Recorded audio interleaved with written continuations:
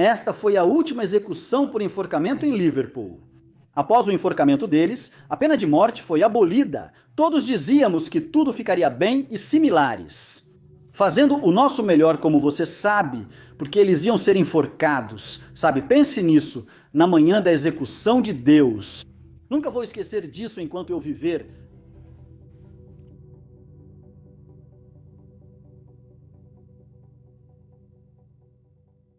Recebo muitas mensagens perguntando: cadê Charlie Seeger? Parte 3? Aqui está, pessoal, parte 3. Vamos começar no início dos anos 60 e vamos mostrar um tiroteio em um pub chamado The Eagle and Child. Liverpool 14?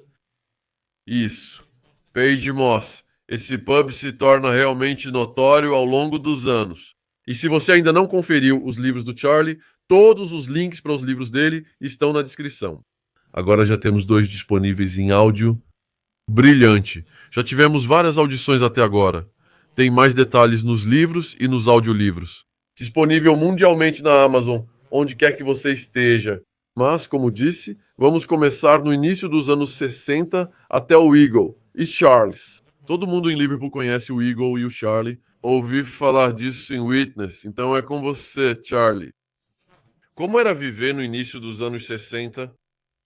Era absolutamente lindo, inacreditável. Foi a era de ouro disso.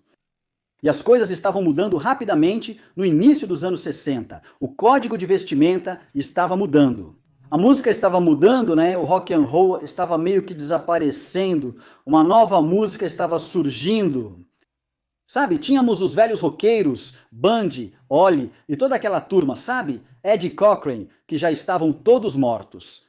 E a música era fantástica, era inacreditável. Sabe, até as roupas, sabe, as roupas do Terry Boy tinham sumido. Agora são todos ternos novos, tipo casacos curtos italianos e colarinhos e gravatas. Os antigos empregados, as joias magras como chamávamos, estão reaparecendo. Mas foi fantástico, tudo estava ótimo. Os anos 60 estavam chegando rapidamente. Na verdade, sabe de uma coisa? Foi a nossa geração que parou as aulas na Inglaterra. Sabe, você tinha a classe trabalhadora, a classe média e a classe alta, entende? Tudo mudou por causa da nossa geração. Nós estávamos, protestando vigorosamente sobre todas essas coisas. Mas a vida noturna e tudo era tão fantástico, tudo era novo e bonito, as pessoas tinham boas maneiras. Inacreditável. Mas 1960, temia que isso acontecesse. Foi apenas alguns dias antes do meu aniversário. Todos estávamos deitados de costas. Havia um campo atrás da nossa casa. Às vezes nos encontrávamos lá, sentávamos e planejávamos qualquer coisa que inventássemos. E todos nós estávamos temendo 1960 por causa da idade.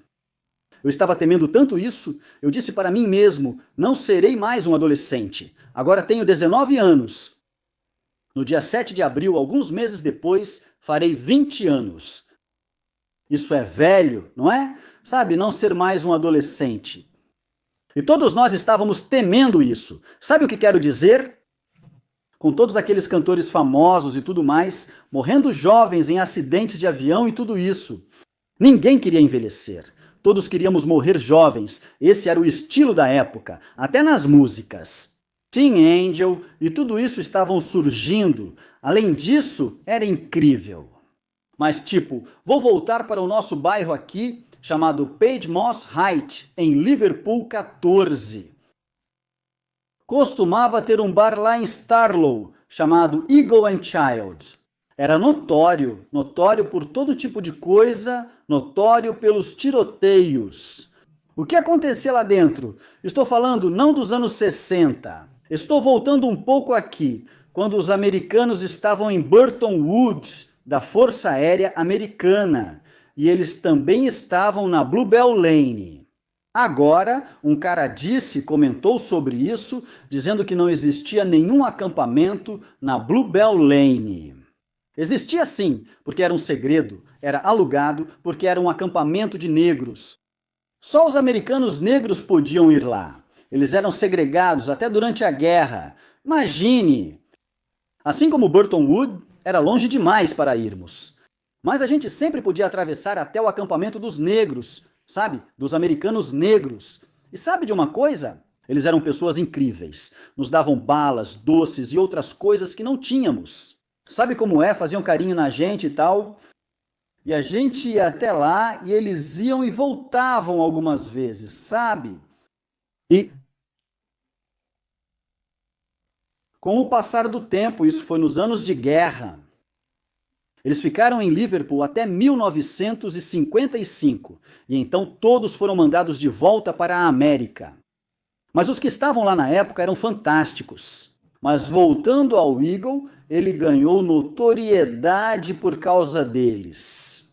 Anos, porque houve um grande tiroteio entre os brancos americanos e os negros. E tudo isso aconteceu no Eagle and Child. E isso está nos arquivos. Isso pode ser verificado. E o motivo pelo qual o tiroteio aconteceu foi: um americano branco marcou um encontro com uma garota de Eton e outro marcou um encontro com ela que era negro, de Friedrich Mayton. E ela deveria se encontrar com o cara branco, fazer o que ela planejava com ele e depois sair com o cara negro. Mas tudo acabou demorando, porque o que realmente aconteceu foi que ela não falou o suficiente para o cara branco, mas apareceu para o cara negro. No Eagle and Child, nos divertimos juntos, pois não havia segregação na Inglaterra. Foi ótimo. E o que aconteceu? Ele ficou sabendo disso. Esse Yankee branco foi para Burton Wood e desceu com um grande grupo deles, e ele entrou e tudo começou no Eagle. Minha mãe e todos estavam me contando o que aconteceu, meus irmãos mais velhos. Os Yankees desceram e houve um grande tiroteio no Eagle. As balas estavam voando por toda parte, em todo lugar. Essa mulher ou essa ave que ficou jogando um contra o outro. Foi aí que isso ganhou notoriedade. Mas com o passar do tempo, nos anos 50, a coisa realmente começou a pegar. Sabe, estava escalando para uma violência de verdade. Gangues brigavam entre si no centro, muita coisa acontecendo. E depois, o que houve? Quando estava chegando em 1962, início dos anos 60, 62, havia um salão no final da nossa rua chamado Ambles and Hall. E como você sabe, não está mais lá, mas esteve nos anos 60, em 1962. E você não vai acreditar nisso, mas os Beatles estavam tocando lá. Sinceramente, naquela noite, a gente estava entrando com nossos colegas e amigos e tudo mais. Era sempre lotado esse lugar bem no final da nossa rua. E os Beatles, na verdade, não eram, eles se chamavam Silver Beatles. E ele tinha um lugar e Ringo Starr não fazia parte do grupo. Era um cara chamado Best. Pete Best, e ele morava em Ammons Green, West Derby, que é uma área um pouco mais sofisticada, sabe, uma área suburbana. A mãe dele era dona de uma casa grande chamada Cash Bar e costumava usar o porão. Acho que foi daí que surgiu a ideia desse Cash Bar. Expandiu-se para a Rua Matthew. E todo domingo costumava ter uma grande festa, sabe? E você sabe, os Beatles, John Lennon estava lá e Paul McCartney com certeza. Ninguém falava, todos gostavam deles e da nossa música, que não era a deles. Eles tocavam jazz americano, faziam de outro jeito. Você sabe, o blues e tudo mais. Eles eram muito bons no que faziam. Enfim, nessa noite em particular, eu fui lá com alguns dos meus amigos para o lugar. Tudo estava indo fantástico, o pessoal curtindo o rock and roll, meu pai dirigindo e tudo mais. Todo mundo estava feliz. E essa firma tinha aparecido de algum lugar, não sei de onde, sobre isso, mas não acho que era tudo Swanner. De qualquer forma, de algum lugar. Eles vieram do nosso bairro, entende? Essa era a nossa área, nosso território. E uma briga começou lá dentro, no lugar. E foi uma briga brutal. Tudo estava acontecendo, sabe? Briga, garrafas sendo jogadas uns nos outros, tudo isso. No fim, tudo ficou separado assim. No fim, nos saímos ainda melhor. E, sabe, foi como uma disputa equilibrada durante a temporada. Esse cara, Mitch, estava com a gente na época. Ele queria vingança porque estava com 2 olhos roxos e apanhou um pouco. Nos reunimos novamente e dissemos: vamos pegá-los. Nos disseram que eles foram para uma casa na Highton House Road e seguiram com a festa deles lá. Então alguém voltou e nos contou: é lá que eles estão. Então eu disse para todos os meus amigos: olha, vamos só tirar eles da casa, não entrem correndo na casa. Tem mulheres lá dentro, vamos só tirar elas da casa para resolver isso. Se eles não saírem, esperamos até saírem. Boa ideia, sim. Então começamos a marchar por ali. Acho que éramos uns 10 ou 12 marchando ali para fazer esses caras saírem. E enquanto caminhávamos por ali, esse cara estava com a gente. Esse cara, Mickey, o nome dele era Dooley. Veio do meu lado e ele sempre queria ser alguém.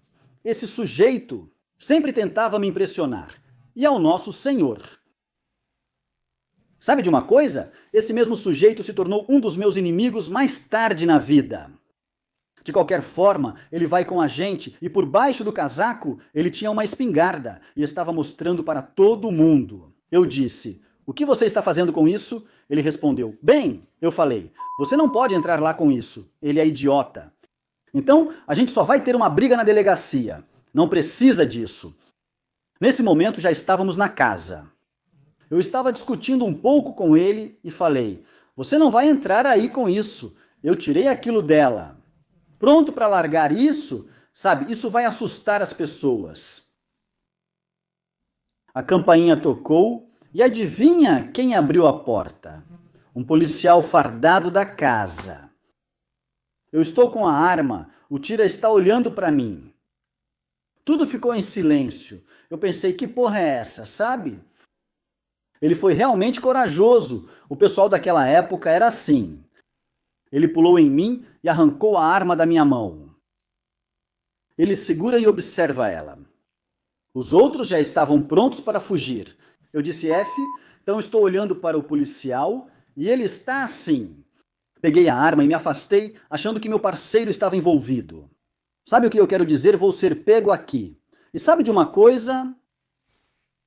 Eu tirei a arma dele assim, e de repente ele ficou como um covarde então. Todo mundo no chão, no chão, no chão. E ele se ajoelhou para voltar. Eu pensei: ah, isso é ótimo. E todos nós, F. Eu disse: para levar um tiro assim. Mal eu sabia. Foi 3 ou 4 dias depois. O policial veio me prender. O que aconteceu? Eles pegaram esse cara que estava com a arma e ele entregou todo mundo. Principalmente quando ele disse: não, eu não estava com ela. Charlie Seeger estava com a arma na frente dele. Então agora estou sendo acusado de posse de arma de fogo, comportamento ameaçador contra um policial e estou em prisão preventiva. Imagine só. Você sabe o que eu já fiz? Todo tipo de assalto, nunca fui pego por eles. E aí acontece uma briga idiota como essa. E nem foi culpa minha de verdade. Então, o que você faz depois? Foi aí que meu estilo de vida mudou significativamente. Mudou de verdade. O que ocorreu em 1962, depois disso, eu fui pego com uma amiga minha e ela estava grávida. Ela era da propriedade St. John's, Ayton. E a gente sempre planejava se casar porque estávamos apaixonados. Quer dizer, sabe, eu tinha 20 anos, ela tinha 19 ou algo assim. Planejamos tudo isso e nos divertimos muito. Quem eram seus amigos? E como eu disse, o lugar estava fervendo. Liverpool estava fervendo. Inacreditável. E então, com isso acontecendo, eu fui colocado em prisão preventiva. Então eu tive que ser levado ao tribunal para ver se eu conseguia fiança. Eles me negaram na hora. Então eu estou na prisão de Morton, esperando e esperando, e aí acontece de novo. E ela veio, e minha família tentando convencer a nos conceder fiança. Eu queria me casar, estávamos algemados, e foi algo muito marcante assim. Nós também estávamos esperando um filho. E ele estava processando, estava ficando louco, não queria nos dar nem um pouquinho. E o magistrado atrás da grande mesa, o que me disseram? Ele só me olhava. Achei que ele não gostava de mim do jeito que fazia. E ele falou sobre a fiança. E meu advogado se levantou e começou a dizer a mesma coisa. Ele vai se casar, ele é jovem, blá, blá, blá. E o magistrado, ele disse, eu ouvi tudo isso, ele disse, vou conceder fiança para esse homem. Tá vendo aqui o que eu quero dizer? Eu sempre fui abençoado com sorte, de verdade. Ele me concedeu fiança, mas não foi o fim, pois ainda enfrentava essa acusação terrível. Me casei e tive um momento maravilhoso. E finalmente tive que enfrentar o Tribunal dos Palhaços no centro da cidade de Liverpool. Eu tive que subir nessa igreja. Então eu estou no tribunal e tudo está acontecendo, minha esposa está lá e tudo mais. E então fui considerado culpado. O júri saiu, eles me consideraram culpado. Policiais. Inventaram tudo contra mim em veículo, disseram que fui eu e isso continuou. Então eu fui levado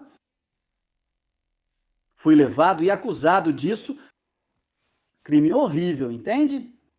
A arma não disparou, ninguém foi ferido e o policial não sofreu danos. Estou no Tribunal da Coroa. Fiquei meses sob custódia e minha esposa sempre me visitava. Os pais dela não sabiam disso. Sabe o que quero dizer? Ela manteve isso em segredo, mas já estava em todos os jornais na época. Manchetes terríveis. E eles me condenaram e eu cumpri 24 meses de prisão e esse foi o ponto de virada para mim. Nunca tinha sido preso antes. Era minha primeira vez cumprindo pena. Porque foi severo. Eu não fui para um lugarzinho agradável. Eles me mantiveram lá. A polícia ela era terrível. Sabe pelo que eu estava sendo condenado? Eles estavam esfregando as mãos assim, se escondendo atrás das mesas desse jeito, sorrindo para mim e tudo mais.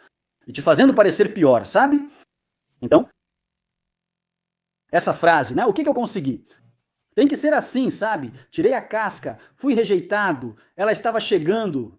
Minha família, principalmente minha mãe, ficou de coração partido, sabe? Porque eu era uma boa pessoa, né? Sabe como é? Mantinha todo mundo animado. E então a sentença de prisão começou. Agora, esse seria um ponto de virada na minha vida.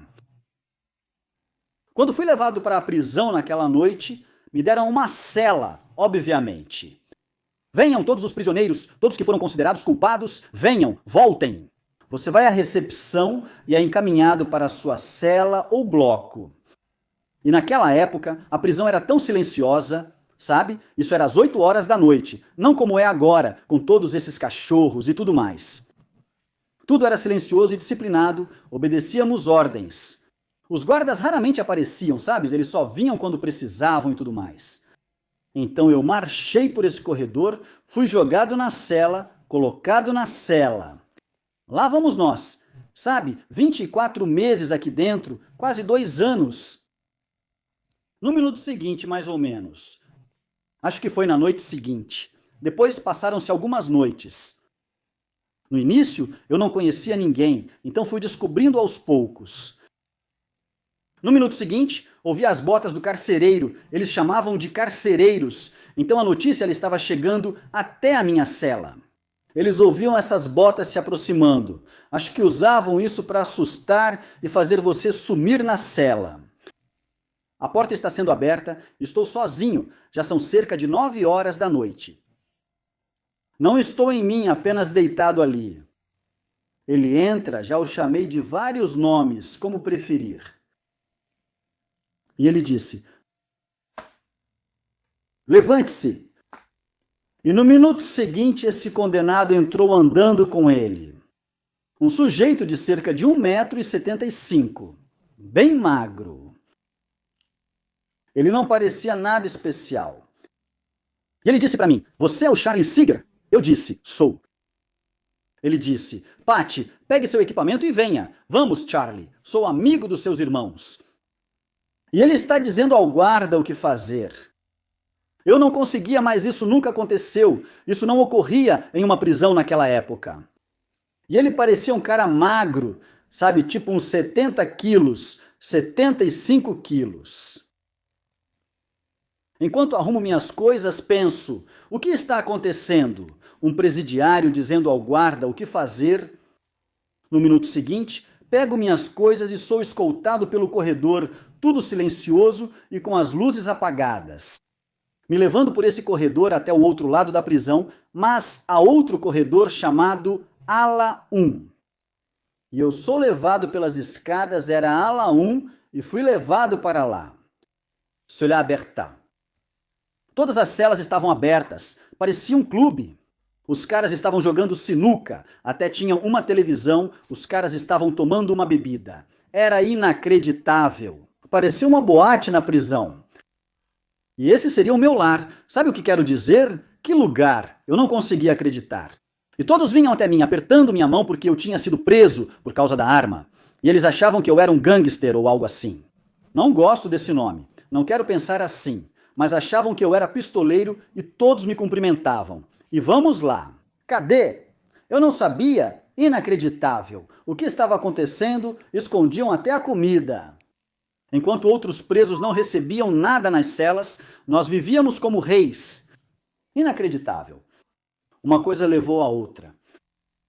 E estávamos nos divertindo lá embaixo. E apareceu um trabalho vindo da recepção. A parte da recepção era o melhor trabalho que um presidiário podia conseguir lá, porque tinha trapaça em tudo. Então esse cara me pegou, me tirou da cela, estou contando para o policial sentado, ele que comandava o pavilhão. Ele se apresentou e perguntou: "Você me conhece, Charlie?" Respondi: "Não, não conheço, camarada." Ele falou: "Sou amigo do Fred e do Jed." Eu disse: "Ah, sim." Ele disse: "Estão batendo na sua porta?" Eu disse: "Sim." Ele disse: "Eu sou o Billy. O nome dele é Billy Greenwood." Esse nome ficou marcado. E o cara era inacreditável. Ele era um dos homens mais duros que conheci. Acha que ele não sabia brigar? Era inacreditável, esse sujeito. Sabe? Ele enfrentava qualquer um e comandava tudo. Ele disse: "Escuta, eu preciso acabar com esse trabalho aqui para encerrar a recepção. Charlie." "Melhor coisa, tudo vem assim." Eu disse: "Eu gosto daqui." Ele disse: "Não, quero que você cuide dessa parte disso." Sabe, os caras lá, tipo, eu já disse pra eles que você vai vir. E outro cara que trabalhava lá se chamava Jimmy Beatty, de Bootle, gente boa. Ele me ajudou a conseguir o trabalho. Ele vai à recepção e pega minhas coisas. Pessoalmente, estou sendo tratado como realeza aqui na prisão e não fiz nada. Então, no minuto seguinte, eu já estava lá e foi incrível, simplesmente incrível. Então, na recepção, o que você procura é que os presos estão chegando do tribunal. Somos dois, um fica daquele lado e eu fico deste lado. Quando o sujeito entra, ele tem que tirar as roupas dele, as roupas civis. Passa para mim, eu coloco numa caixa. E aí ele coloca uma toalha em volta dele e vai para o banheiro. Ah, e ele tem que assinar esse negócio para a polícia, para o diretor. Por que o policial tem que assinar pelas coisas dele? Isso está acontecendo e tudo mais. Mas quando alguém conhecido chegava, algum dos caras, a gente cuidava dele. Ele era bem tratado, recebia o melhor cuidado e era registrado. E nesse dia especial, nessa noite especial, eles entram de novo. E esse cara lembra daquele jeito meio convencido? E ele disse: "Sabe, eles falam pelo que estão lá e tudo mais. Eu sou um sequestrador e eu sequestrei ele. O senhor está guiando tudo." Assinaram os papéis e ouvi isso. Pensei, deve ser um dos rapazes. Tipo, sabe, eles podem saber de alguma coisa. Sabe o que quero dizer? Enfim, ele vem pegar para trocar de roupa, então ele está tirando as coisas e tudo mais. E eu estou dizendo, sabe, vou ficar de olho na venda imediata. Você sabe disso. Está tudo bem, ele cumpre o que deve.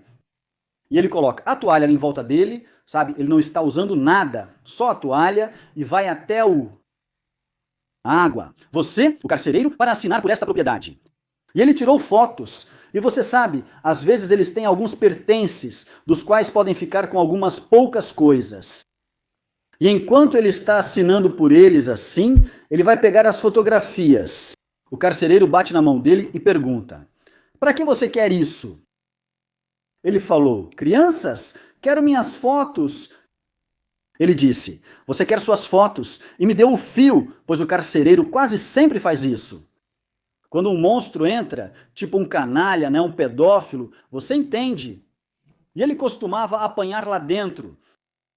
Achei que enlouqueci, e realmente fiquei. E ele parecia que, sabe, ele deu aquele sinal pra gente, o guarda, ele olhou. Eu disse: ele errou. Esse cinza não pode ser. Ele é o olheiro desse cara e o nome dele era Brown, de algum lugar chamado Low Hill. E você pensaria que ele era de verdade? Sabe o que quero dizer? Então eu estou olhando para ele, ele está vindo e eles têm que ir para o banho, depois tomar um banho.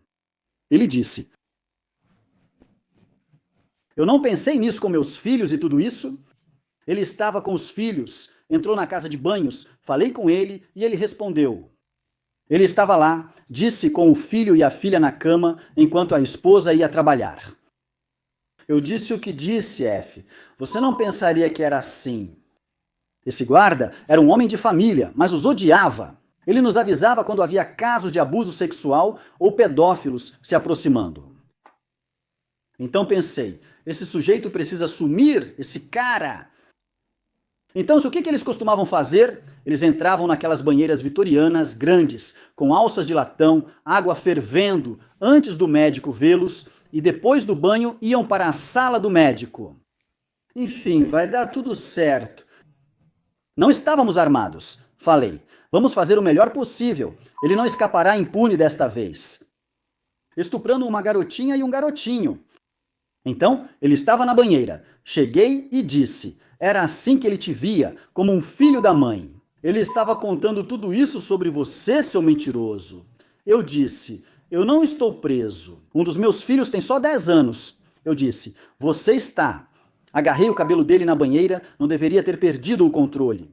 E você sabe, aquelas torneiras de latão preto. Bati a cabeça dele nelas. O rosto dele estava ficando vermelho. Espanquei e acabei com ele. Mas aí ele teve que ir ao médico. Aí o carcereiro falou, sabe, eles normalmente não falam nada, mas o carcereiro disse, só fica aí em cima, entendeu? O médico sabia, pois às vezes eles chegavam com o olho roxo. O médico saiu e perguntou, pode vir aqui? Posso falar com você? Eu respondi, sim senhor, o que houve? Ele disse, isso que você fez. Perguntei, o quê? Ele disse, deixe-me te dizer, espere até eu vê-los. E então eu acabei com eles. Espere, isso é um médico ou uma prisão? Conte-me. Eu disse, tudo bem, chefe. Você sabe, e isso, era assim que as coisas estavam acontecendo. Mas eu estava indo além para simplesmente desperdiçar isso. Então era assim que era a prisão, a vida na prisão, nos anos 60. Você tinha o lado bom e o ruim. Tudo que eu já ouvi dessas histórias de prisão, do que alguns caras escrevem, é que tudo é desgraça e tristeza. Tenho que cumprir essa sentença. E você encontra esses caras, não encontra, que já cumpriram 10 anos e mais 10 anos? Eu pensei. Alguns deles cumprem prisão perpétua aos poucos. Você entende o que eu quero dizer, sabe? Mas eu estou meio que falando sobre como realmente era, o que de fato acontecia lá dentro. Sabe, tinha seus momentos engraçados e também tinha momentos realmente difíceis. Sabe, quero dizer, quando esses condenados chegavam e passavam pela sala de preparação ou pela recepção, você tem o que chama de lado mais sombrio. Os vagabundos costumavam entrar por ali. Qualquer um que entrasse ali para roubar medidores de gás estava no nível mais baixo da vida. Sabe de uma coisa? Na prisão você tinha tipo o topo, sabe? Os marginais e os marginais com casos sexuais. E aqueles que estavam entrando por pequenos furtos em casas das pessoas, roubando medidores de gás, pegando moedas de xelim lá. Sabe o que quero dizer? Coisas assim, você sabe, eles costumavam ser tratados como os piores. Esses caras. Mas os que estavam por causa de crimes contra crianças, esses ficavam na ala especial. E eles ficavam lá sendo protegidos, era para estarem protegidos. Ainda assim eram torturados. Quando traziam as bandejas do jantar, alguns carcereiros cuspiam e urinavam na comida. Sabe como é? Eles estavam vivendo como cães, uma vida de cachorro mesmo. Era terrível, mas esses aí mereciam mesmo. Sabe o que quero dizer? A gente apoiava tudo isso. Mas com o passar do tempo, aí começou a aparecer o lado engraçado da coisa. Você via os mendigos chegando e cada mendigo entrava. Esses mendigos, sabe, eles ficavam só uns 3 meses ou algo assim e já saíam de novo. Mas eles literalmente andavam com cupins neles, pulgas e tudo mais, totalmente podres, fedendo. Então, o que a gente fazia era colocar um lençol branco grande no chão, fazia ele ficar no meio do lençol e tirar a roupa ali. Nem mexíamos com elas na recepção, até os guardas faziam isso antes. E quando eles tiravam a roupa, era isso. Isso fazia ele amarrar tudo no embrulho. As que não eram dele iam para o incinerador e eram queimadas. Enfim, esses vagabundos entram. Esse vagabundo entra e faz aquilo com ele. Ele se virou, entrou e estamos entregando a prisão. Ele: cadê minhas roupas? E nós dissemos: vamos lá, tira esse uniforme. Os guardas disseram: veste isso. E esses guardas estavam no outro bloco também, sabe? Ele disse: eu quero as minhas. Cadê minhas roupas? Eu disse: como assim suas roupas? O F. Acho que você não precisa delas. Estão podres. Isso aqui está limpo, está bom. Agora você vai tomar um bom banho. Eu não quero banho. Eu quero eu mesmo. Eu quero minhas roupas de volta. Eu disse: por que quer suas roupas? Ele: meu dinheiro está lá. Eu: o quê? E os guardas disseram: o que ele disse? Eu disse: o dinheiro. Todos nós corremos para o incinerador, o que estava queimando todas as roupas, e estamos olhando para as dele e está tudo sendo queimado. Os guardas enlouqueceram. Falei que ele tinha tudo, costurado e muito dinheiro. Imagina, sabe? Mas isso é dinheiro de verdade sendo queimado na cadeia. Pensa nisso, Deus. As coisas que aconteciam eram inacreditáveis. Assim que cheguei lá, já comecei a me acostumar com a vida na prisão. É deixar tudo resolvido, tudo organizado, sabe? E esse trabalho na recepção, como eu te falei, era muito tranquilo. A gente recebia uns pedaços de carne que vinham da cozinha. Era tipo jogo de banheiro, sabe o que eu quero dizer? Trocando as coisas. Tínhamos uma cozinha e recepção grandes, além de um pedaço grande de carne. Era assim. Alguns comediantes não têm nada, são terríveis. Sabe o que eu quero dizer? A gente vivia como se tivesse de monte. Só porque a gente se dava bem, sabe o que eu quero dizer? Então, tipo, tudo isso continua, tudo está acontecendo numa boa. E aí, o outro lado sombrio disso foi em 1964. Isso estava me deixando um pouco para baixo, e eu estava prestes a ser solto. Sabe, faziam 6 ou 7 meses. E em 1964... Antes... 1963, desculpe por isso, 1963, entrou um cara chamado Joe Masters. Acho que ele era de Breck Blaine, dos arquivos de novo. Dizem que você mente sobre isso. Sabe quando começou? Sabe o que quero dizer? Eles não sabem o que estão lendo. Então, no minuto seguinte, ele é condenado à morte, esse cara acusado de assassinato, ele é condenado à morte e ele passou por isso. Nós não os vemos depois que eles são condenados à morte. Mas quando estão sob custódia, indo ao tribunal, você os vê porque ainda não foram sentenciados. E eles não ficam na ala comum, sabe? Eles vão para o hospital, que é outra ala, a ala hospitalar. Eles estão sendo avaliados por psiquiatras e tudo, sabe? Esse cara fica indo e voltando. Enfim, ele recebe sentença de morte. Então não o vemos, nem chegamos perto. As coisas vão acontecendo. E no minuto seguinte, estamos na recepção e os guardas nos acordaram e eu estava na ala 2 horas da manhã. Os caras não estavam trabalhando na recepção. Todos tínhamos celas individuais. Ele estava na cela ao lado, o que era bom. No minuto seguinte, disseram: olha, ele disse, acabou de ser perdoado. Ele entrou com um recurso e aquele sujeito que nunca vimos sempre estava naquela cela dos condenados. Sabe o que quero dizer? Víamos ele andando sozinho pela janela, cercado pelos guardas, e depois voltava. Você só recebia um olhar dele. Eu disse, janelinhas pequenas. Por fim, foi perdoado. Esse cara, em 1963, é perdoado. Desce. Os guardas devem soltá-lo imediatamente, levá-lo ao portão da prisão e devolver seus pertences. Você foi perdoado de uma sentença de morte. Ele matou alguém agora. Isso é ótimo, não? Quando ele desce às 3 da manhã, entra. Esse é Joe Mestres, bocejando e se espreguiçando. Perguntei se ele estava bem, respondeu que sim. Falei que tinha sido perdoado, não seria enforcado. Ele disse, eu sei, mas ele era maluco. Agora sinto falta das minhas coisas lá em cima, meus cigarros, sabe? Eu disse, vai se ferrar, idiota. Você acabou de ser salvo da morte, de ser enforcado. É, mas eu disse, sabe, esse é o tipo de pessoa que você encontra lá dentro. Sabe, é incrível.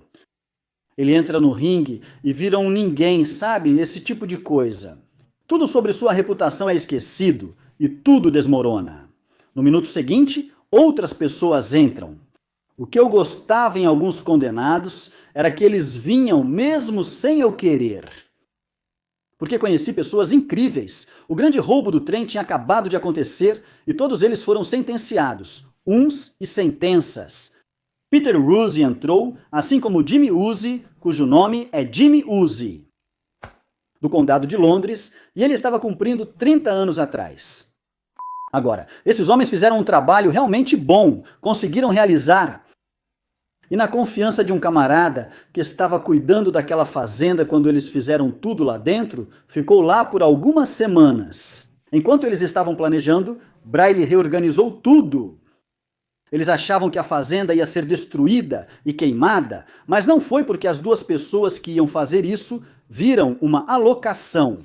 Entrando no pátio, viram só um homem comum no parque e pensaram que era a polícia, deixando todos os rastros de destruição, inclusive impressões digitais. É assim que eles se complicam, sabe, desse jeito. Então, no minuto seguinte, esse cara vem falar comigo. Que homem ele era! Grande sujeito! Ele falhou, todos o cercamos na recepção. Ele era o famoso assaltante de trens. Todas as grandes empresas estavam chegando, como Ed Camille, que eu conhecia. Todas pessoas incríveis. Falo de ladrões de verdade, tiravam dinheiro dos ricos, mas não machucavam mulheres ou crianças. Mas pegaram uma sentença de 30 anos. É como 2 prisões perpétuas. Ele nunca tocou em uma criança ou mulher. Sabe o que eu quero dizer? E ele fez. Você sabe do que eles são acusados, certo? Este país sempre valoriza o dinheiro mais do que a vida de uma criança ou de uma pessoa. Se fosse alguém entrando por causa de estupro de uma mulher ou algo assim, eles receberiam um tapinha nas costas, ou se fosse uma garotinha ou algo do tipo. São enviados para tratamento e valorizam o dinheiro. Esses chefes lá em cima, sabe o que quero dizer? Manipulando pessoas, fingindo gostar de você. Pura besteira, enfim. Ele acaba se metendo no seu negócio. Mas você vai ter que evitar isso um pouco. Estou falando com o Sod, não estou? Bem, você está indo muito bem. Continue assim. Você acha mesmo? Sim, está brilhante. Então, sabe, não estou falando de alguns dos personagens que estavam lá. Tinha uns caras ótimos e tudo mais. O tempo passa e todos fazemos a barba, mexendo nela e recebendo visitas. São ótimas, sabe? E então minha esposa teve um filho, eu o chamei de Antônio. sabe? E ele nasceu e eu fiquei realizado. Foi meu primeiro filho, fiquei emocionado. Não esqueça dela. Ela tinha 17 e eu 19 anos quando nos conhecemos. Sabe como é? E sabe, isso realmente te abala um pouco. Mas sabe, você é jovem, está em forma e vai sair de novo. E eu estou vivendo, não digo uma vida boa, mas uma vida decente lá dentro comparado a outros. Sabe como é? Eu estava em forma, fazia tudo, pagava, comia bem, nunca fumei nem abusei do corpo. Então a vida seguia, continuava. E então veio outro assassino. E esse homem vai entrar. Peter Allen e seu parceiro estavam em Manchester. Ambos foram condenados à forca. E essa foi a última execução em Liverpool. Porque depois que eles foram enforcados, a pena de morte foi abolida. Enquanto aboliam a pena de morte, esses eram condenados. Então, este, Peter Allen, entrou acusado de assassinato, mas não ficou na cela dos condenados. Não, sabe o que quero dizer? Porque ele não foi acusado, ele não foi considerado culpado. Se você for considerado culpado, vai para o fundo. Ele precisou passar novamente pela recepção e todos dizíamos que ele ficaria bem. Mantendo um bom contato com ele, fazendo o nosso melhor, sabe? Porque eles vão enforcar, sabe? Pensa nisso. Eles são levados para a ala hospitalar, em outro setor, mas passam aqui toda manhã a caminho do tribunal. E a gente tem que dar a comida para eles, sabe? O café da manhã. E quando eles voltam, ficam trancados numa caixinha e aí você tem que dar para eles. E era assim que funcionava. Isso era antes de eles irem para a cela. Lembra da manhã em que o rapaz foi ao tribunal? Não foi considerado culpado? Então, ele me perguntou, o que você acha? Eu disse, você vai sair dessa fácil? Ele disse, você acha mesmo, Charlie? Eu falei, bem, aquele mestre morreu e ele passou pelo mesmo crime que você, Mayday. Ele disse, acho que você está certo, você está morto, não é? Ele disse, meu camarada em Manchester. Ele disse, mas eu falei, eu não sei, mas eles estão no processo de abolir isso agora. Isso pode acontecer a qualquer momento. Ele disse, é. Depois foi ao tribunal declarado culpado e condenado à morte. Então o que ele fez depois? Ele correu por nós sem ser visto e foi direto para a cela dos condenados.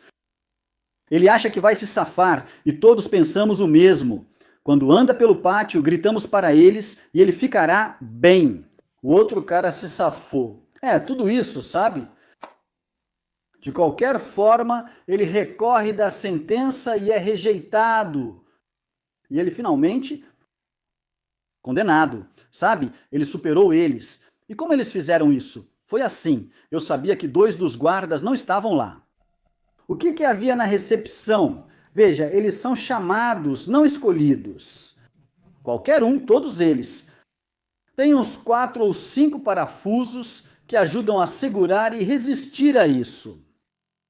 E na manhã do Deus do enforcamento, eu nunca vou esquecer disso enquanto eu viver. Na manhã em que estava acontecendo o enforcamento, a prisão estava silenciosa. E eles são enforcados às 8 horas todas as manhãs. Qualquer manhã, sempre às 8 horas. Então, o Mitchell está ficando com fome de novo na mesma hora? Então, todos nós somos assim. Não, sabe? Todos nós estamos lá embaixo. Então tivemos uma ideia idiota de tirá-lo do porão condenado e lhe dar uma faca para se matar, em vez de ser enforcado. Entende o que quero dizer? E todos nós tivemos essa ideia idiota de fazer isso e não deu certo. Então todo mundo começou a fazer tumulto, batendo nas coisas, bem quando estava chegando 8 horas. E quando deu 8 horas e todo mundo estava fazendo isso, foi terrível. Então depois do enforcamento, eles têm que mandar alguém para limpar. Sabe, ele não pode ser reconhecido para limpar essa cela, junto com os guardas e tudo mais. Tipo, eu tenho que subir e descer. Sabe o que quero dizer?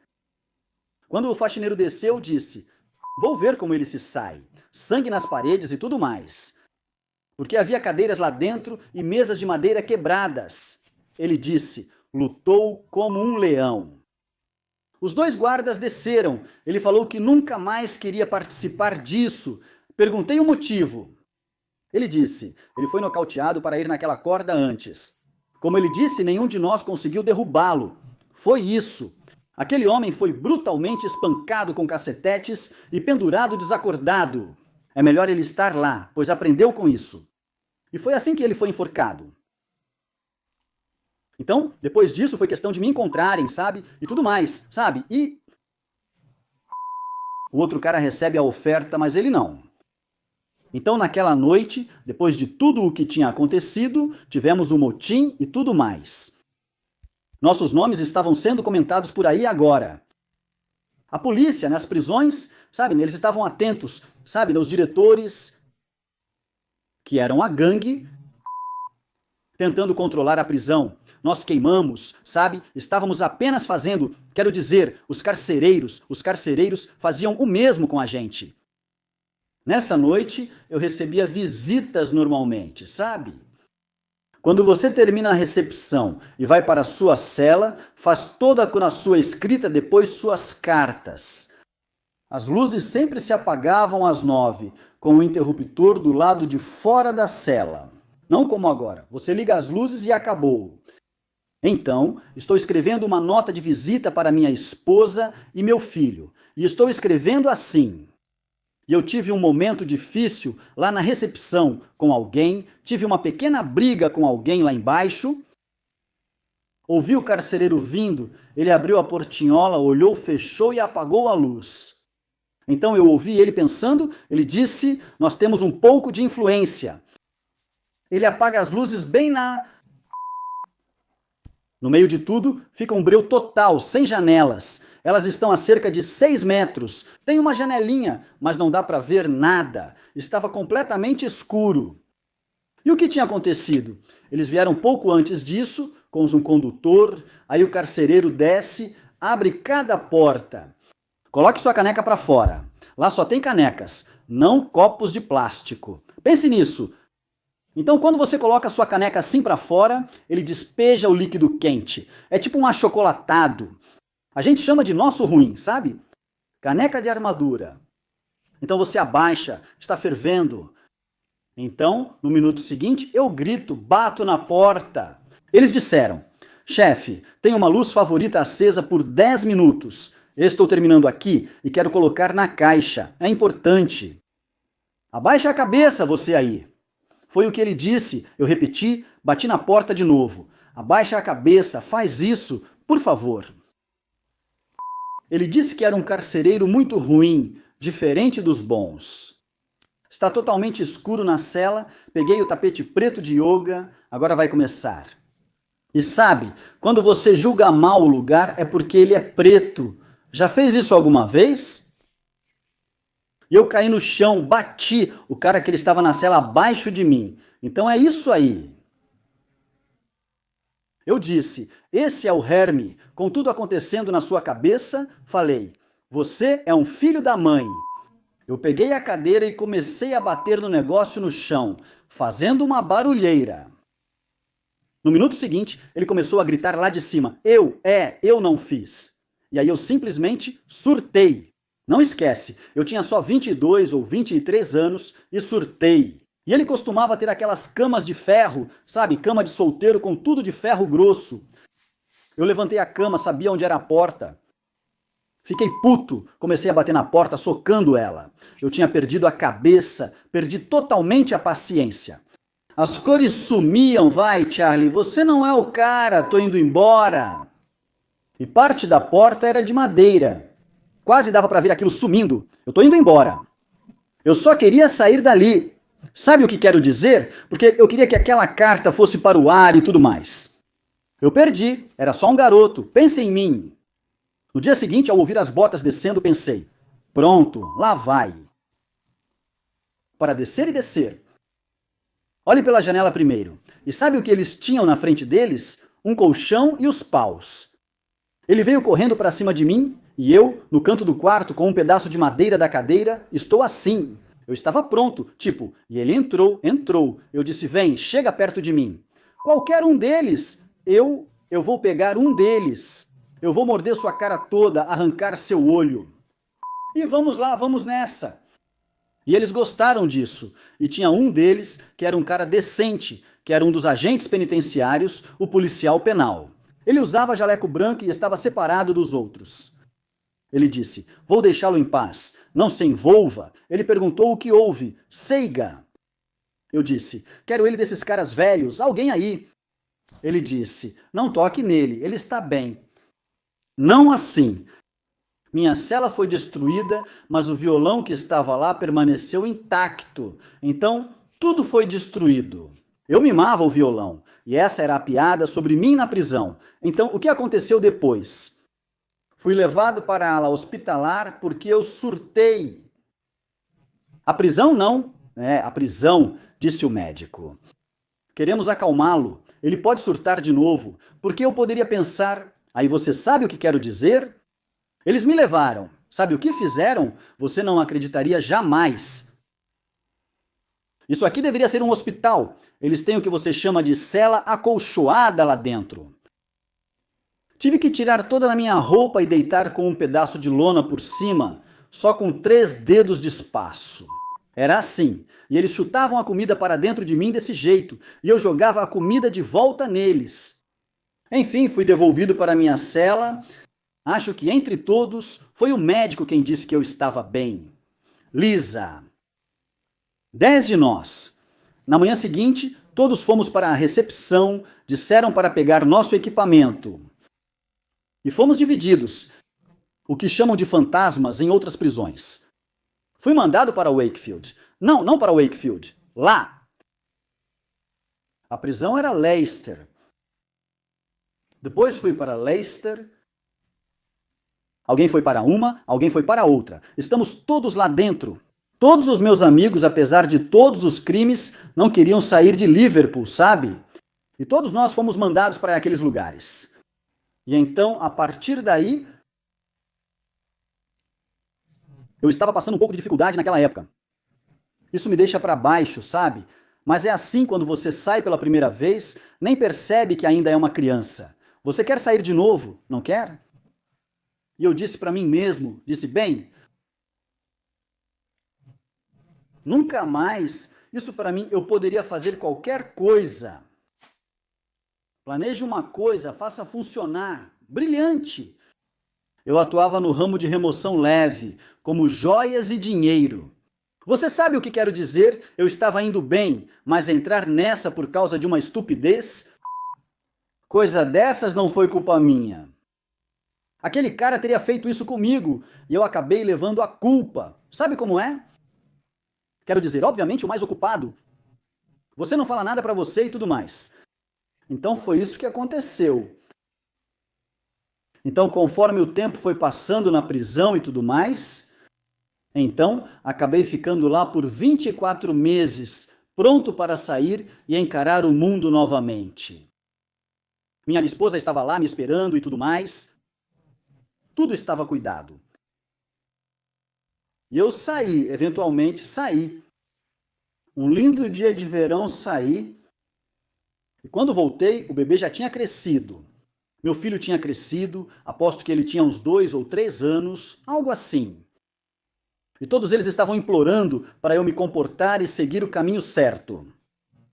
Você não quer mais isso? Eu disse, não quero, acabou, sabe, desse jeito.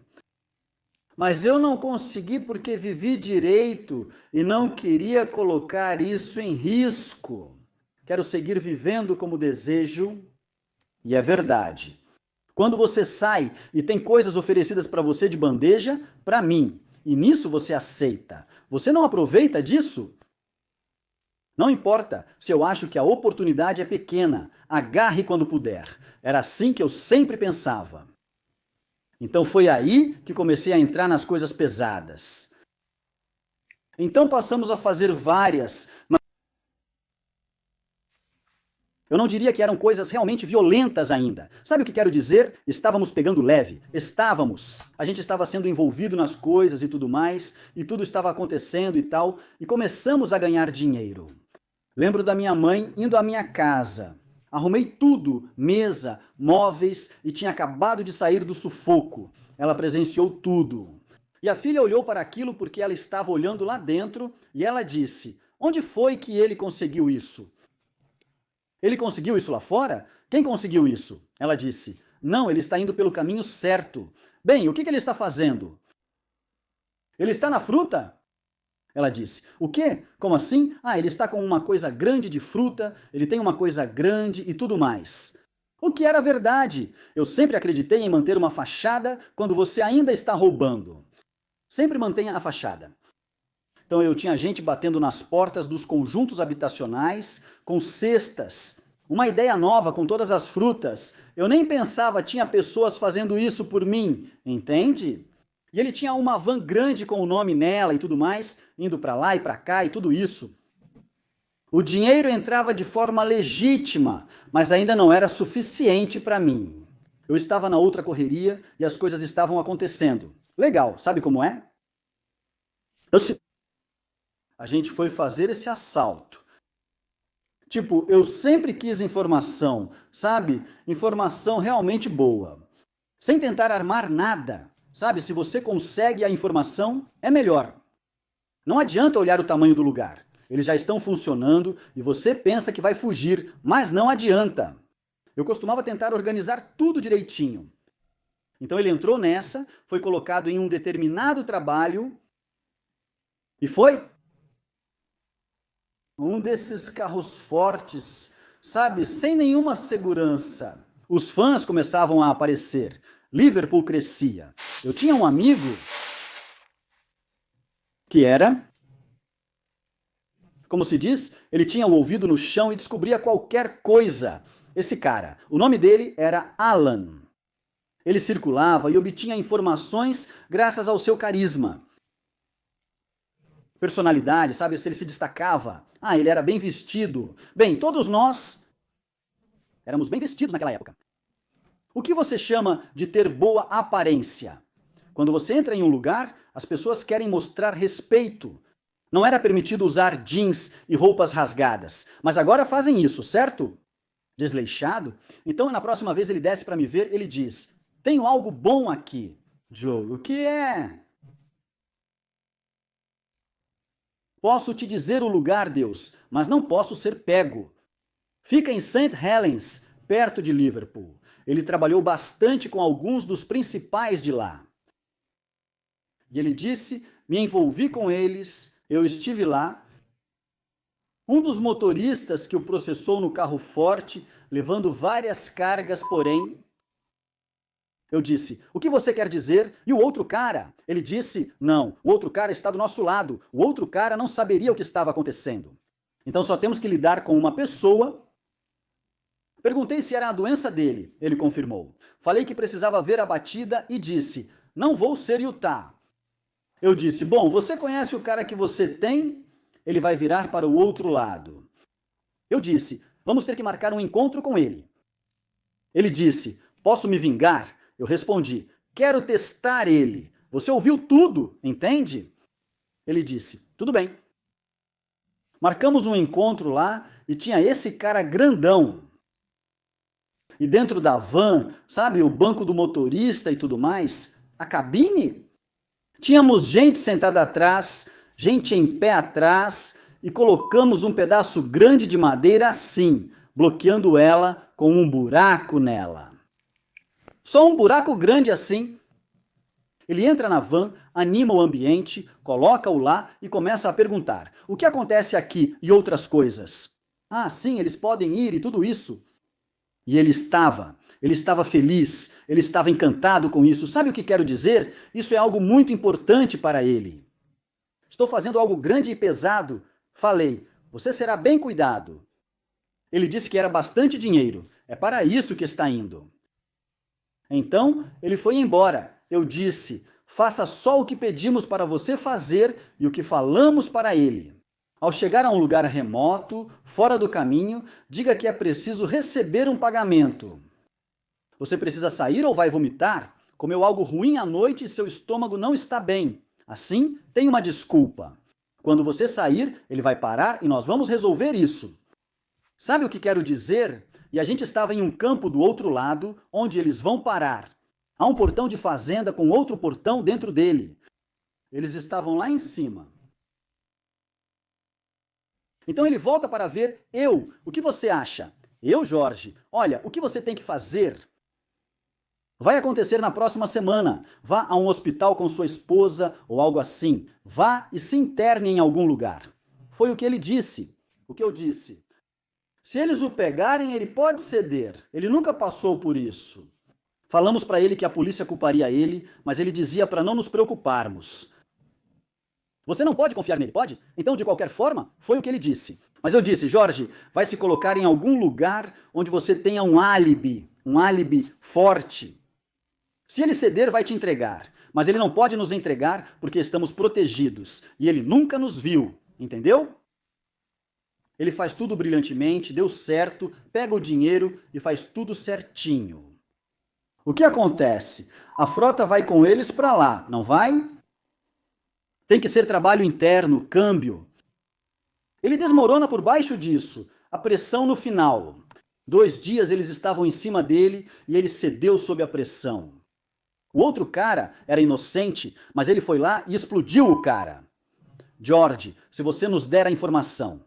Mas George tinha um álibi de primeira.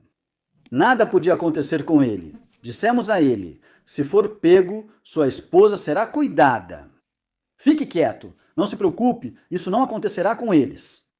Ele foi pego e ele fodeu com tudo. Então eu disse, só tiram os pontinhos dela, sabe?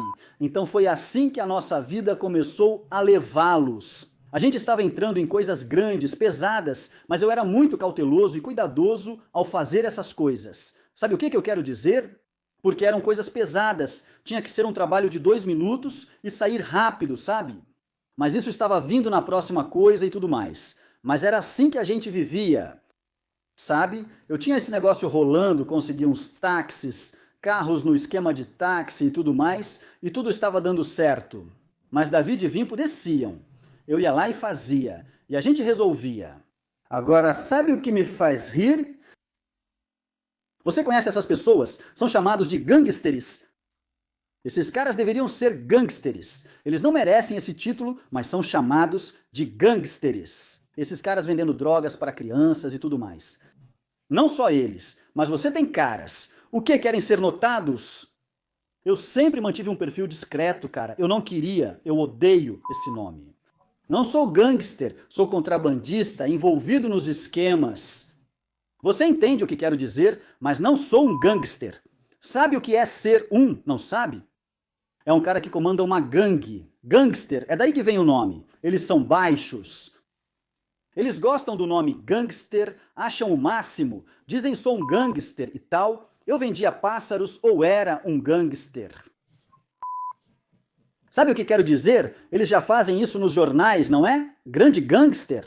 A mídia dizendo que os gangsters estão criando uma boa história para eles mesmos. Eles não sabem ler nem escrever. Sabe, você tem que pensar nisso assim, quero dizer. A vida estava indo muito bem para mim naquele momento. Tudo estava dando certo para mim. Não poderia desejar nada melhor. Só havia um problema. A polícia, os tiras estavam sempre em cima de mim, cuidando do meu caso o tempo todo. Não me deixavam em paz, me parando e revistando. Sabe o quê? Eu deixava meu carro na garagem de casa, ia sair dirigindo e já tinha uma viatura da polícia ali, olhando de um lado para o outro. Sempre que eu saía, eles também saíam, então eu ia junto. Então, o que eu fazia era pular a cerca dos fundos, como muita gente fazia, e sair por ali.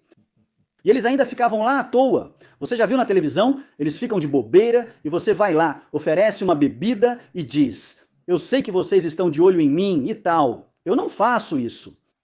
Não precisa fazer tudo isso. Deixa acontecer. Isso só irrita mais as pessoas. Ei, eu me lembro de um grande traficante de drogas. Ele se deu muito mal.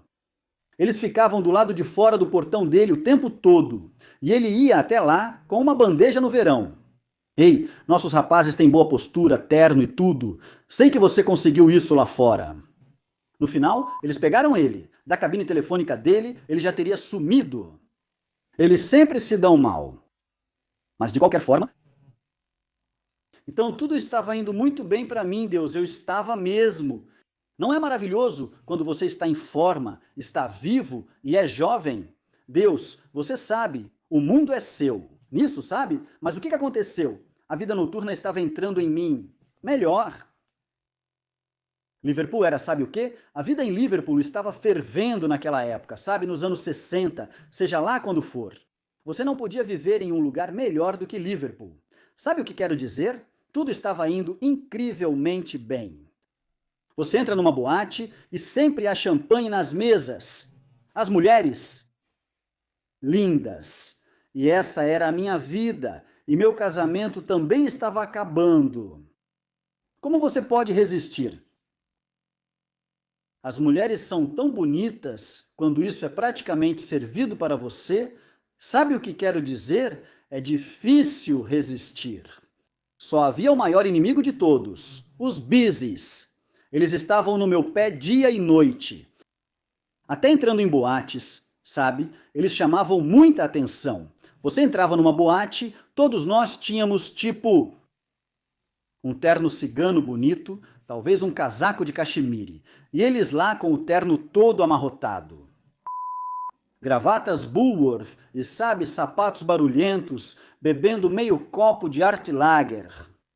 Estávamos do outro lado e eles nos olhavam com ódio, eles nos odiavam, entende? Eu ficava me dizendo e provocando eles. Dissemos, tentei segurar, mas não consegui. Como você consegue com aquela atmosfera incrível? Pensa nisso. Anos 60, Inglaterra, Liverpool, Deus. Então era isso. Eles estavam no meu pé o tempo todo. Então, ela estava enlouquecendo. Esposa, minha esposa. E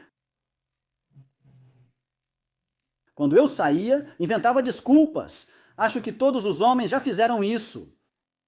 Mas, tipo, ela era pior do que qualquer um, essa aqui.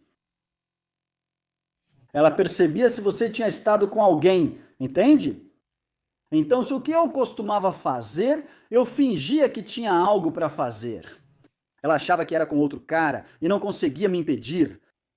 A gente discutia com ela e eu perguntava como achava que estava vivendo. Ela dizia que era por causa das frutas ou por guardar essas coisas. Estou apenas guardando. Não seja boba, esse sofá vale 6 meses, salários semanais de alguém. Estou contando tudo isso para ela, para o clubber e tudo mais.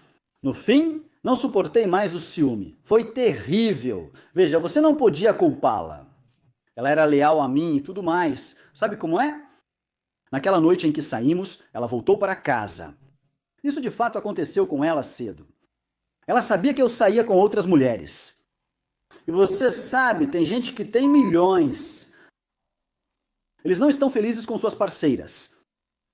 Eles só sabem que podem estar casados e se odeiam. Mas de alguma forma eles continuam juntos por causa do dinheiro e tudo mais. Eu preferiria simplesmente ir embora e deixar que fiquem com o que quiserem. Você os libertou de novo? Melhor impossível. Quando foi? Nada. Minha prisão é simplesmente ruim. Então, tipo, no final ficou tão ruim assim. Eu estava saindo com 4 amigos meus. Um dos irmãos Hughes, Terry Claremont, que é um cara grande e forte, Tommy o Fio. E Bob Hughes. E nós estávamos fora naquela noite, já tínhamos cumprido nosso turno, os clubes, e eu podia ver o que estava acontecendo com os tiras. Onde entrávamos eu dizia, estamos ficando espertos. Eu o quê? Não vou ficar até tarde, sabe? Porque tenho que acordar cedo amanhã para pegar uma carga de mercadorias. Sabe, para as entregas e tudo mais, e resolver minhas coisas de táxi e tudo isso. Tudo bem, Charlie. Você ouviu o que eu disse. Estávamos todos bebendo e tal, mas eu estava pegando leve. Foi basicamente isso. Falei, preciso estar em casa antes. Meia-noite, você fica sem jeito de dizer que precisa ir embora. Eles pensam que sua esposa te controla, mas na verdade era só eu querendo ir para casa. Queria ir para casa para resolver algo cedo. Eles morreram. Ir para casa era fundamental para mim. A contragosto, eles entraram na van porque estávamos no meio do trabalho. Falei, Não vou beber, levo vocês, ele pode beber à vontade e eu o trago de volta. Todos nós tínhamos carros legais, mas eles estavam com os carros de trabalho grandes. Então acho que saímos com um anjo azul. Da última vez que fui pego nessas movimentações, nos vigiando, e eu estou dirigindo pela Ed Lane. Tem uma grande avenida lá fora, bem no meio de Liverpool mesmo. E enquanto você subia essa Ed Lane, grandes entradas duplas, sabe? Quero dizer, um lugar grande, enorme. As grandes casas ao lado, especialmente as georgianas em seus próprios terrenos. E enquanto estávamos subindo, havia um clube chamado Jokers. Quem assiste isso, e os mais velhos sabem do que falo aqui. E tinha um grande caminho de cascalho, e muitos dos prédios ficavam lá dentro. Sabe o que quero dizer? Tudo era bem cuidado. Se um negócio funcionava, você sabia qual era o mais movimentado. Mas naquela noite, eu cheguei e foi puro azar. Estava tudo fechado. Eles disseram, Charlie, vamos tomar a última no Jokers. Eu disse, já deu para mim, vamos para casa, eu preciso ir para casa. Então só, vamos, Charlie, você nem ficou perigoso com isso. Eu disse, tudo bem. Sai da entrada de cascalho dirigindo uma van. Todos os carros ali são de conhecidos, todas as pessoas que estão lá me conhecem. Entra na casa, eles estão ligados. Não, isso é A porta. Danny Jenkins. Era o nome de um jovem negro parado na porta. Ele falou, Charlie, vou te deixar entrar, mas não posso deixar eles porque são podres. Há muitos empresários ali porque era marketing interno. Perguntei como assim e ele respondeu que estava feliz. Pedi para ele repetir isso mais alto, Johnny. Hoje, eles não aceitariam isso. Eu fui barrado, eles não, apenas se recusam a entrar. Nunca passei por isso. E eles sabiam, mas estavam tão bêbados que nem percebiam o que acontecia. Então eu disse, posso deixar você entrar, mas não eles. Falei, pessoal, vocês sabem, o cara faz o trabalho dele, devo ter alguém lá dentro. Todos fazem drama por isso. Essas pessoas, 3 cópias. O que eu vejo me seguindo quando Danny Jenkins estava voltando, eles todos ficam tipo, o que vamos fazer agora? Eu ia entrar na van e ir para casa. Aqueles 3 filhos da puta saíram, que eram policiais, e ferraram cada um de vocês, sabe, não estavam de uniforme, e eles saíram e todos ficaram ao nosso redor. E eu pensei, o que esses caras estão aprontando? Meu amigo Bob Hughes perguntou, quem diabos são vocês? Respondi e logo começou uma briga. Bob Hughes pula na van, pega alguma coisa e começa a brigar. No minuto seguinte, já é uma confusão enorme. Sabe de uma coisa? Eu nunca levantei os punhos, nunca tive uma arma e nunca levantei os punhos. Lembre-se disso. Nunca levantei meu punho, não tinha uma arma. Nós fomos espancados. Eles vieram, sabe, os carros da polícia vieram de todos os lados. A gente ficou no chão daquele jeito. Nos espancaram, algemaram e levaram para a delegacia da Heaton Road e nos fizeram deitar no chão. No chão eles nos espancaram. Pensei, agora vão nos expulsar. Eles acabaram com a gente, entende? Era uma grande divisória de vidro na Heaton Road, onde ficam as prefeituras. Eles nos acusaram de lesão corporal com intenção contra 3 policiais. Isso é a mais pura verdade, o que estou te dizendo, e isso pode ser. Sabe o quê? Eu ia inventar uma história sobre isso para ver e tentar trazer isso à tona de novo. Porque muita gente já provou que era inocente, sabe? E eu ainda posso fazer isso. E então, esse grande divisor de vidro apareceu, pulou e disse, avançando contra a gente, ele quebrou tudo. Então bateram nele de novo, ele caiu. Logo depois, fomos acusados. E nosso advogado iniciou a preparação do caso. Ele era um cara legal, estava fazendo acontecer. Era sábado de manhã. Parado ali, eu deveria ter estado naquilo. Nesta manhã, estou parado ali no Tribunal dos Magistrados e você tem 3 magistrados ali. E a polícia está dizendo que isso é o que eles, blá blá blá. E tudo isso. Eles não precisam revelar ou divulgar suas provas. E então, tipo, no minuto seguinte, conseguimos fiança, porque nosso advogado disse que o policial não tinha nenhum arranhão. Meus clientes parecem que estiveram na batalha de Waterloo. Olhe para todos eles. Então não, estávamos todos sorrindo, tipo, mas estávamos ferrados. Então conseguimos fiança. Quando cheguei em casa, brigamos e virou uma confusão. Uma coisa levou a outra. E eu disse, li os jornais e então conseguimos que o dedo duro fosse de novo. Corpo grave e desarmado. Pensei, vou me ferrar por isso, aquela acusação de porte de arma, mas eu nem tinha uma. Essa era a única maneira que a polícia podia me incriminar. Eles nunca conseguiram me pegar em nada. E eles sabem disso. Se eles estão olhando, eles ainda sabem o que quero dizer. Eles nunca conseguiriam me pegar. Entende? Eu nunca fui preso pelo roubo e eu fui um ladrão a vida toda. Acho que já posso admitir isso agora mesmo. Fui ladrão a vida toda, fiz grandes roubos e eles sabem. Nunca fui pego porque fui esperto. Preso, mas considerado inocente na maioria das acusações porque as provas não eram fortes o suficiente. Então, tipo, dessa vez eu estava em liberdade condicional e eu disse para ela, olha, eu vou ser preso por causa disso. Ela disse, eu não consigo ver isso do jeito que eles eram. Eu falei, são os policiais, não os juízes, não os tribunais. Eles estão fabricando provas contra mim. E quando eles chegam ao tribunal, começam a dizer coisas que a gente não disse. Você sabia que naquela época era permitido o verbal? A polícia pode se levantar e falar sobre você.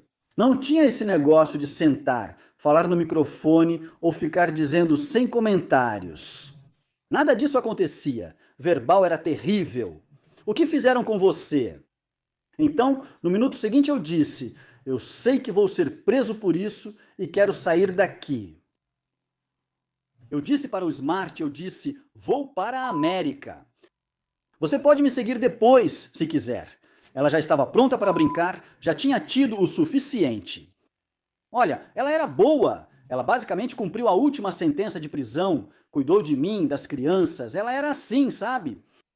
Então, no final das contas, você não pode culpá-las. Uma mulher só suporta até certo ponto, ainda mais quando há outras envolvidas. Então, uma coisa está levando a outra. Então eu fui direto para a Costa Sul antes de ir para a América. E ela era tão leal que não quis descer comigo. Deixamos o bebê com a mãe dela. Primeiro fomos para Londres.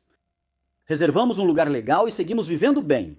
Eu tinha bastante. Depois fomos para a ilha de White. Então, bem, estou fora do caminho aqui. Então eu continuei ligando para ver se os outros iam ao tribunal. O que eles pegaram? O que aconteceu? Depois eu volto e me entrego como já fiz antes. Sabe o que quero dizer? Mas nós tínhamos resolvido as coisas.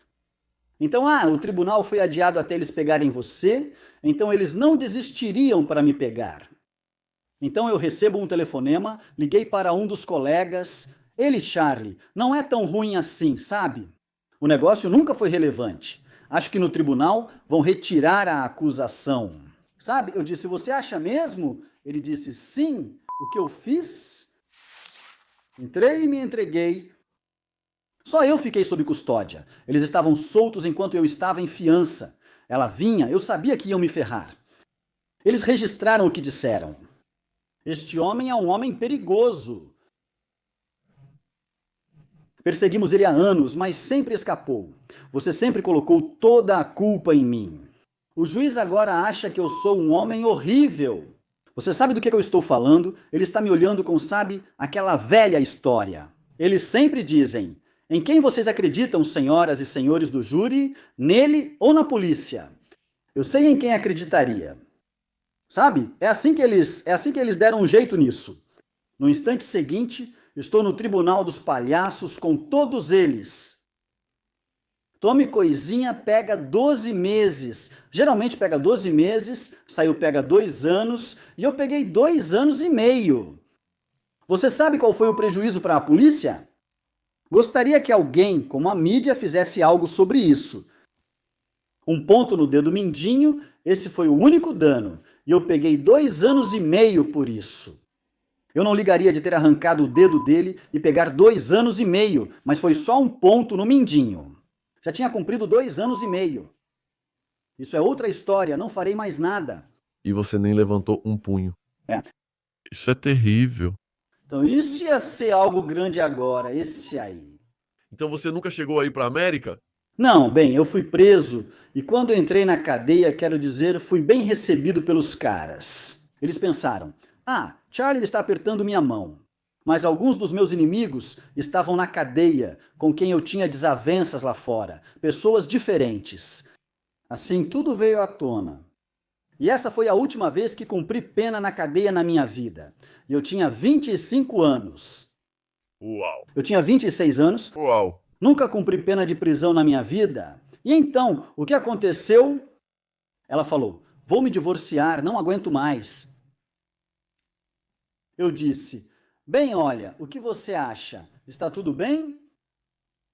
E ela jogou os papéis em mim, divorciados. E a vida continua e é preciso seguir em frente. Fui atingido e achei que ela também poderia, mas ela foi leal. O que uma mulher ganha com isso? Eu mereci. Eu também, já que a gente não conta mentiras assim. Mas foi a última vez que eu fui preso e eu estava envolvido em crimes pesados que vão aparecer nos próximos episódios. Coisas inacreditáveis. O que ia sair realmente vai sair. Eu era preso, mas eles nunca tinham provas. Eu sempre fazia questão de ser bom demais em planejar as coisas.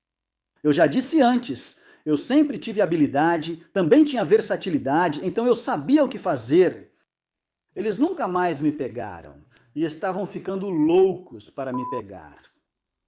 E eu seria preso por um grande assalto à mão armada ou por um roubo a banco. Eles pensavam que eu estava lá e me teriam encurralado, pois não podiam rezar. Fui muito cuidadoso com minhas ações.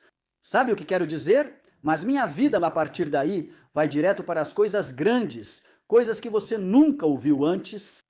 Tudo isso é verdade, meu estilo de vida ia muito bem na época. Depois daquela sentença de prisão, eu saí em 1968. 2 dos meus irmãos foram me buscar e chamaram Tony Woods, grande amigo meu que estava no carro. E eu saí e falei, olá mundo. Entrei no carro e adivinha o que estava tocando no rádio? Hey Jude, do Paul McCartney. E foi isso. Estou terminando eles. Terminando. Então é isso, pessoal. Terminando com mais um suspense. Voltaremos com a próxima parte, a parte 4. Então fiquem ligados. Deixem nos comentários o que vocês acham. Como sempre, cuidem-se onde quer que estejam no mundo. E um enorme obrigado ao Charlie por ter vindo hoje. Valeu, cara.